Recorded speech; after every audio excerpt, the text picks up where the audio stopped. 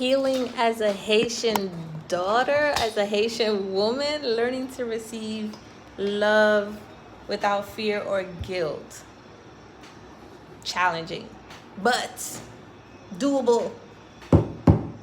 Definitely doable.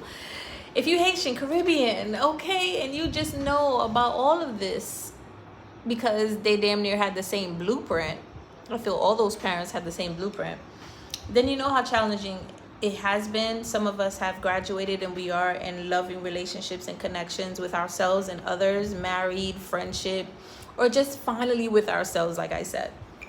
But if you haven't, I know that it's been challenging for you, because it definitely was challenging for me, having to release just so much fears about being vulnerable, being honest, asking for what you want, throat chakra block, generations. And thinking about it, I'm Haitian. I was born in Haiti. And obviously I have a lot of my slaves, okay? We have slaves in our lineage. Obviously the world knows it's nothing new. And you have to think about the slaves. They're, you know, not the slaves, like our family, our ancestors, like they run through our veins, through our blood, through our lineage. And sometimes we may repeat mindsets and thoughts and feelings that are still in our bodies because our bodies are ancient, right? That came from our ancestors, our mothers, our fathers, their mothers and fathers. The line goes long, okay? And I was able to track my bloodline all the way back here to Africa, exactly where they've traveled. And just to see that, it just felt so empowering, because I never really had the information about like that far from any of my family members, you know. So shout outs to African ancestry. I'm not getting paid for this, but shout outs to them. And I'm sure there's other ones also that you could get a lot more deeper information. But when you realize that you're carrying those kind of like traumas and sadness and griefs and emotions, they're not yours to carry anymore. And the whole point of us doing the shadow work and releasing this is so that we could step up, live in an empowered truth, be creative in the way that we live our life, so now our ancestors could live through us. Not necessarily do what they did, but to learn the emotions, the blockages, and everything that they've gone through, feel it, process it, and release it for all of us, and then move forward creating the new.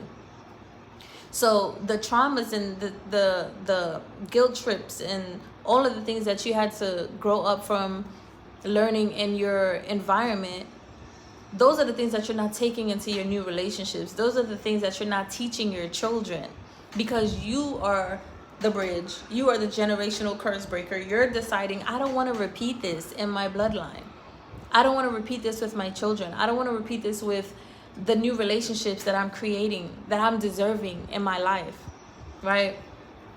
So doing this, to be able to receive this love and support is challenging, because you were taught to not ask for nothing, and you were taught to you know, do what you need to do, go to nursing, go to health, go do this, like doing what other people tell you to do. You were taught to not be expressive, don't show that you're in pain, that you can do it yourself. And all this strong woman, strong man concept has led us to our heart being closed off, not willing or wanting to, or worse, knowing how to open up our hearts to receive real love, deep connection, not just, you know, provision and somewhere to sleep, but what really nurtures that in the home, in yourself, feeling grounded, safe, secure, feeling lovable, feeling, being like you're able to be vulnerable with someone and tell them the truth. I'm not feeling good today. This is what I'm feeling. This triggers me, because it reminded me of when I didn't feel like I was enough. It reminded me of when someone just discarded me, like didn't care. It reminded me of these things, right? It reminded me of people pleasing. It reminded me of when I was frozen and I didn't take the leap of faith for myself because I was afraid of what a family member, a friend, a lover, or like someone else would say. I'm worse. I'm afraid of making the wrong decision. So let me just ask someone else for their perception, for their perspective, right? Taking all the power out of you. Those are all your power. You made it here. So you have the power to also choose. Not only do you have the power to choose, you have the wisdom from the past, from your experiences, from other people's experiences, from how you feel. Your body literally is telling you what's wrong by showing up as dis-ease, ailments, sicknesses, discomforts, inflammation, pain, to let you know this is not what we're doing anymore. There's a problem here. What is this associated with? What emotion is this associated with? What are you not flexible in? What are you not able to release? Where are you blocked? Because that's what you need to get over so that you can stop repeating this experience. Stop repeating this lesson, this habit, this thought process. It's not serving you, and it can't go where you're trying to go, where you already are, where you're going. So if you feel like you're stuck, that's because something still needs to be released, or you just get to embrace the new now. Okay? And whenever we need to, it's challenging because you're carrying childhood trauma and emotions from so many people. It's like a lot of layers that you have to just shed and break through and release, especially being Haitian. It's like, I swear, all Haitian parents, they all got the same blueprint. At least that's what I used to say when I was younger. And now I realize it's just the conditioning. It's the tools that they didn't have the access to, is what they did. They do a lot of great things though. You know, the family cooking together, being together. Like, I love my Haitian culture. I love when my family get together and we show up for each other in that way. But there were other things that I realized that I needed to release so that I can create healthier relationships. I could believe in myself. I can make the right choices and decisions. I could trust in my choices and decisions. I can be vulnerable.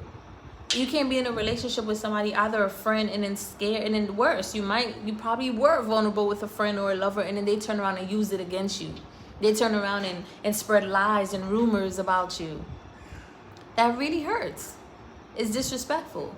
But you also now know that this has nothing to do with you that they did that. It has everything to do with them, with their insecurities, with their inability to process certain things, with them wanting to keep you down, hover over your light, your energy. That must mean your energy is worthy of being shined. That must mean that you've got something figured out, or you have what they say, an anointing. You have a certain type of way about yourself because you came to do things differently. You're not settling. You don't want anything less. Even if the outcome doesn't look like what the universe, not the universe, excuse me, what the society wants it to look like. Because the universe wants you to create something new. You're the North Star. You're following your North Star, not only for you, but you are also the North Star for others to see the possibilities of other ways to operating. You don't use people. You don't manipulate people. You don't lie. You don't mislead people just so you can look good, just so you can look like you got it together, just so you don't get hurt. Hurt people, right?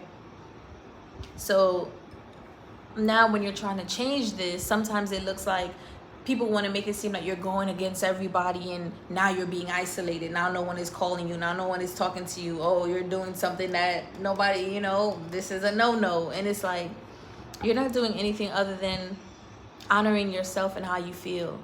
And that is valid. And that's okay. And there's nothing wrong with that. And maybe by you being your true authentic self, you could shed some light on others where they could now start to realize, oh, I could open up my heart because he's doing it, she's doing it, she's showing me. So it's funny how at one moment you could have been the black sheep and the person that just don't have it together, to now maybe you're at least being heard. And I feel like that's what you always wanted, to at least be heard, be respected, be seen.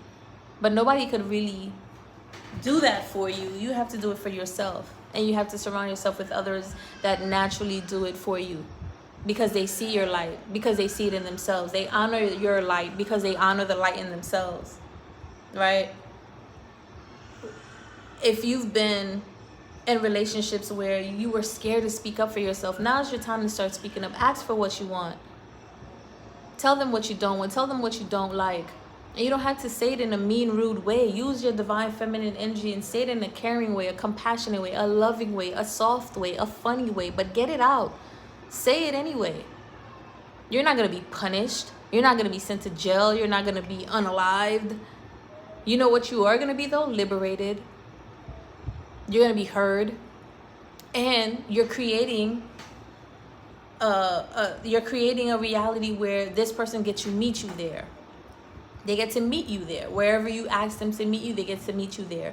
And this is going to be a telltale sign for you if that person is meant to be for you and aligned for you or not. And it might be challenging to realize that and to honor that and to let it go when you do see that that's the truth. Maybe this may not be something that is for me.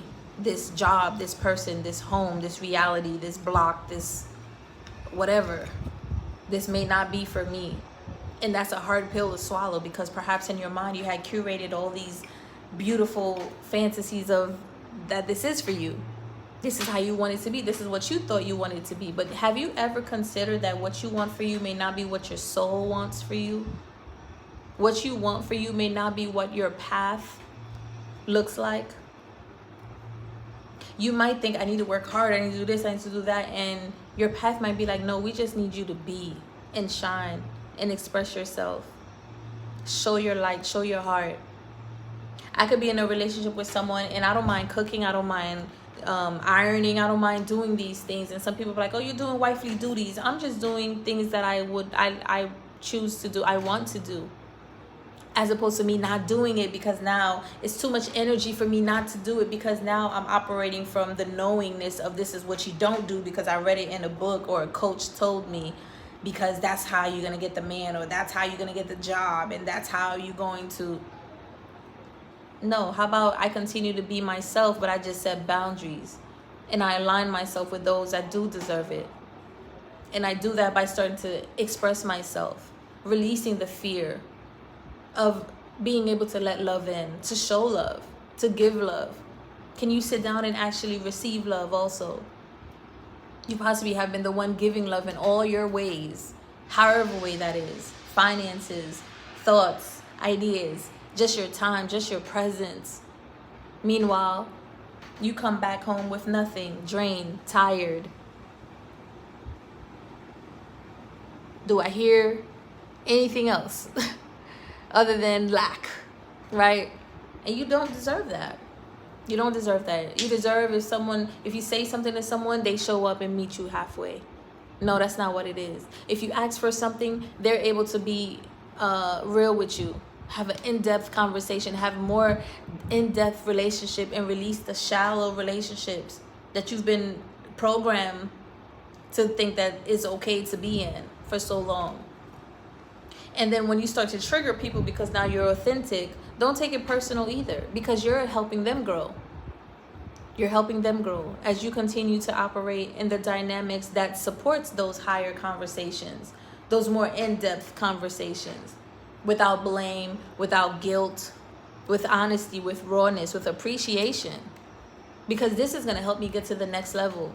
Oh, I never thought of it that way. Oh, I never looked at it that way. Well, that's not the way I intended it to be. Well, maybe I need to learn the impact also as well, not only the intentions. Now you start to expand in your thinking, in your beingness, in your development, as opposed to being so narrow and rigid, thinking this is the only way, and you keep creating opportunities for you. I mean, you keep living in opportunities and experiences that they don't serve you. They break you every time. You run into the wall every time. And sometimes at this point, you're getting so good at it, you know what it's going to do. So we change that.